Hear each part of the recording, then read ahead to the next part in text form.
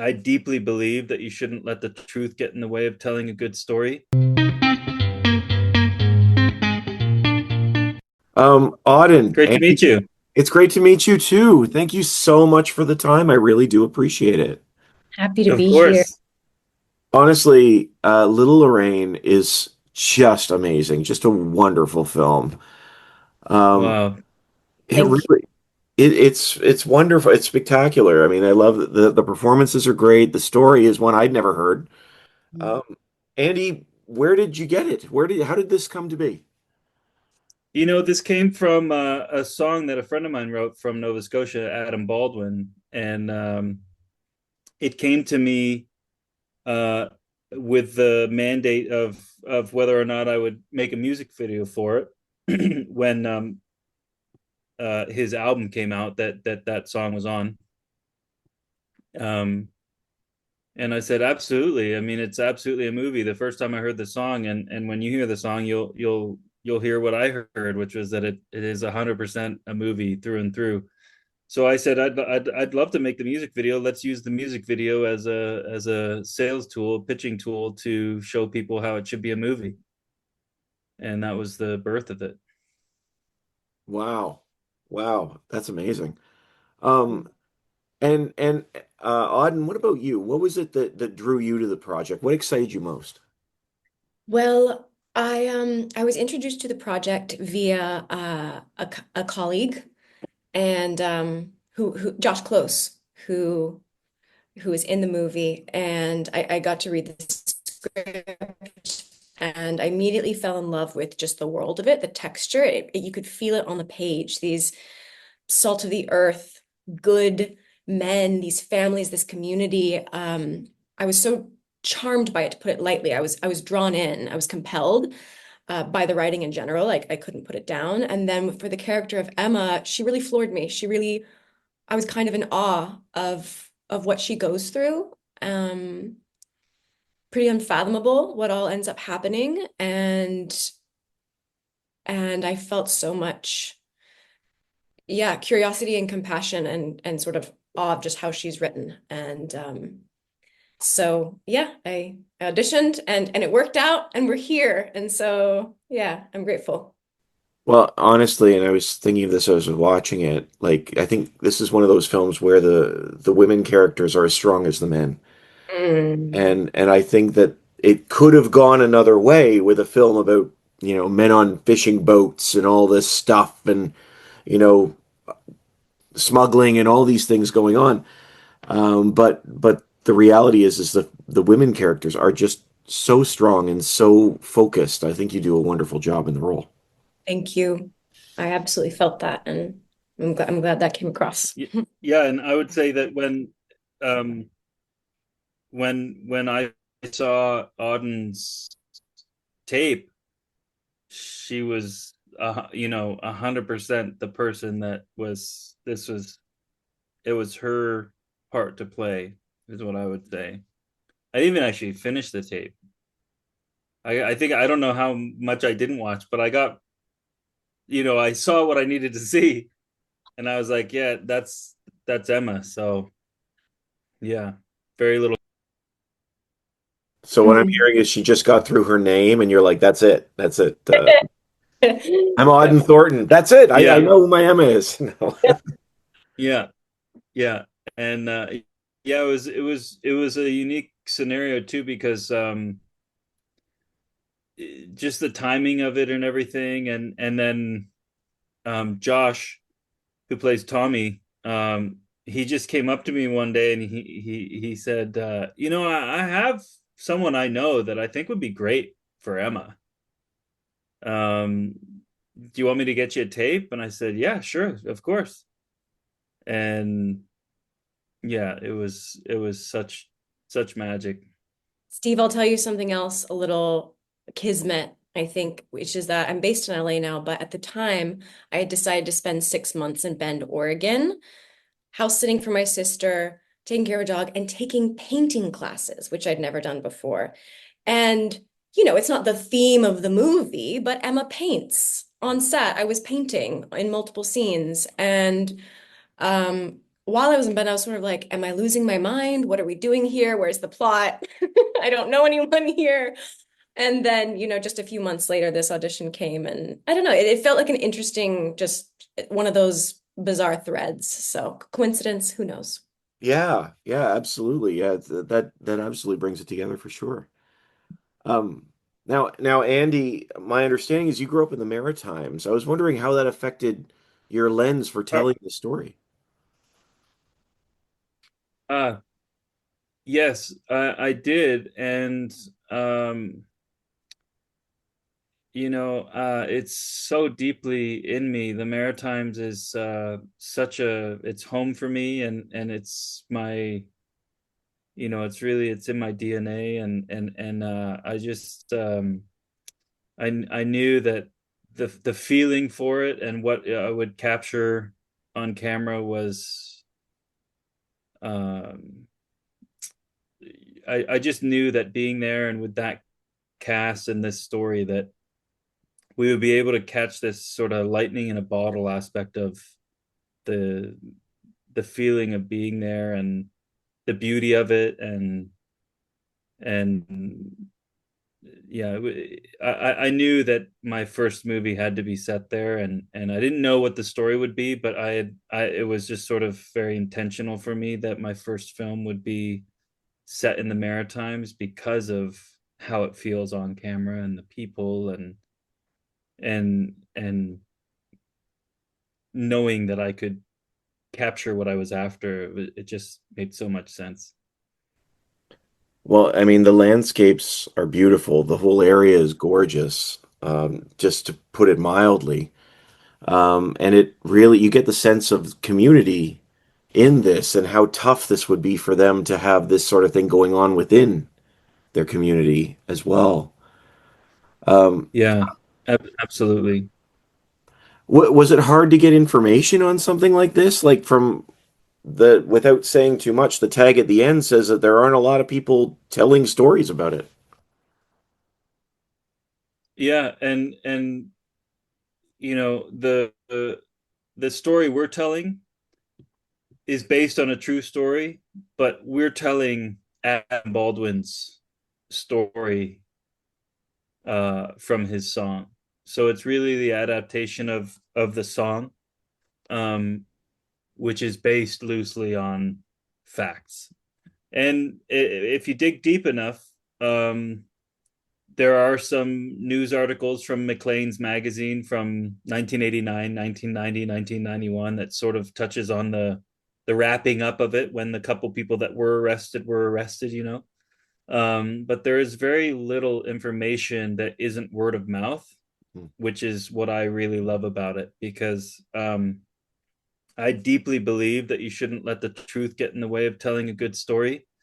Mhm. And when you're in Cape Breton, you will hear this story told as fact a dozen different ways.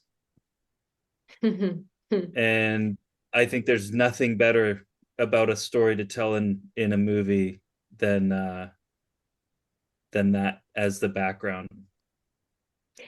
And that secrecy became its own like character or huge part of it was what does that say about the community that won't speak about this? What is that? That was so compelling when I read the script and yeah, is important. Yeah, and it was also really important for not only myself, but I spoke plainly about it publicly there and to anyone that was curious that we were not looking to find out new information to tell in this movie, and that we were not looking to pin this story to anything with genuine specificity. Like we were not investigative journalists looking to dig this up. Because this happened a long time ago and it affected a lot of people's lives. And people came up to us in gas stations, said, "Oh, my uncle was on that boat," or "Oh yeah, I was there." One guy said he was a part of that. While we were pumping gas on two separate. I was pumping gas on one side of the gas bank, in the station, and he was on the other, and I liked his truck, and I asked him if I could use his truck for a movie we were making, and he said, "Oh, what movie?" And I said, "Little Lorraine," and he tapped his gas, and put it back on the stand and said, "Yeah, I was there for that, but no, you can't use this truck. It's lobster season. You crazy? I need this truck. Taking traps everywhere." And they just got in and drove away. That's Mm. that's such a great I pivot. said, It "But sounds wait, like I have questions." yeah, I have all this information, but you can't have my truck. I'm out of here. I'm gonna Yeah, take it off. yeah, and that must have happened 25 times to me. There, Wow. there's a lady that sent me an Instagram message last week that said, "Yeah, my dad was one of the guys that got arrested." I said, "Can we talk about this?" And she's just left me on red for 10 days now. Wow. Yeah. She went out of her way to write me and tell me, like, my dad was one of the guys that got arrested. I'm like, "Please, here's my number." Can't reach her. That's so wild because it seems like people are like, yeah, I have a story to tell, but I'm not going to. I just want you to know I have it. And that's deeply Nova Scotian. I got to say that is a very maritime. "Oh, yeah, I know a guy." "Oh, can you introduce me?" "Oh, not sure about that." "Maybe. We'll see what happens." That's wild. That is wild to me. Wow. Yeah. Uh, I Cool. want, I wanted to ask you both a question. It's a bit big, but so forgive me. Is Jimmy a good man?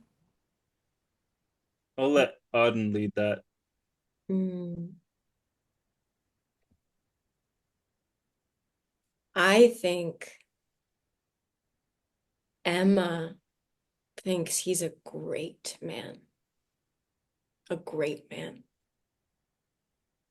Yeah.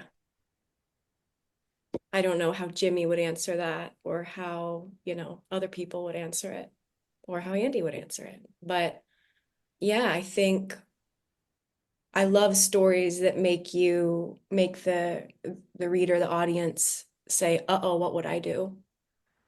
What if my entire community was pushed up against a wall and all the choices were bad?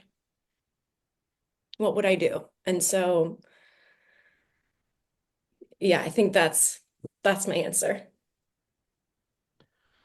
It is interesting to see how these characters are handled because, again, without giving away details, you see Jimmy and his friends wrestling with it differently than Huey.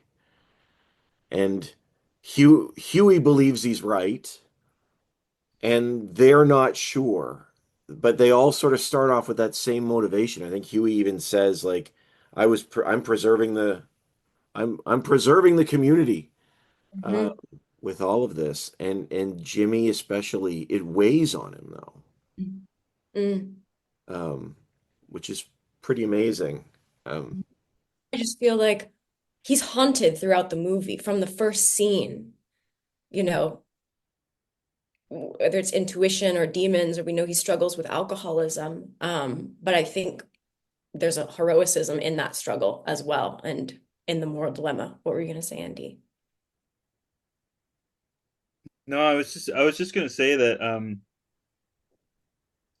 I think that the question of whether or not he's a good man is moralistic in a way that I feel like people like existing under duress mm, don't necessarily have the space or the capacity to really make those choices about, is this a good thing or is this a bad thing, in the sense that he's trying to maintain his family and to keep them safe, keep them fed, keep them warm. And I think that it's a very relatable circumstance to exist in a sort of a survival mode mm. to enable that to prosper. and so I think that yeah, I think that what I wanted for Jimmy was that you see him as a very relatable character in this essence of like, well, shoot, I could imagine being in a position like that I didn't ask to be in, and then, you know, I have to do what I need to do for my family, but then how do I get out of this because it's not really me, you know?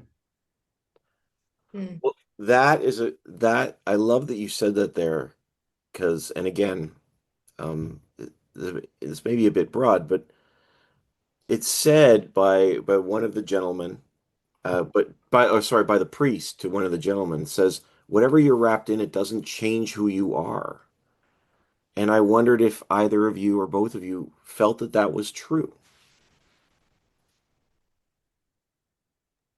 In this circumstance, I think it is true because the choice was made to get a job that was going to help their families and help themselves to continue to exist and to prosper. And so the job was not made with the intention of getting mixed up in something that, you know, there's no choice in that there is a suspicion of the possibility of something going wrong, but there's no willing choice to be like a part of it. And I think that's what separates that. Mm. I also feel I've never spoken about spiritual perspectives on a podcast before, but I would like to now. Um, the great human rights, civil rights lawyer Brian Stevenson says every person is more than the worst thing that they've ever done. Hmm. Something uh to that thought. And that's also what Sean Astin's character is saying. Like there's a part of your soul that has nothing to do with these actions that you find yourself in. Um, so I feel that he meant that, and I felt that was true in that moment. He was giving mercy. He was reminding him of his truth beyond all the shenanigans that are going down.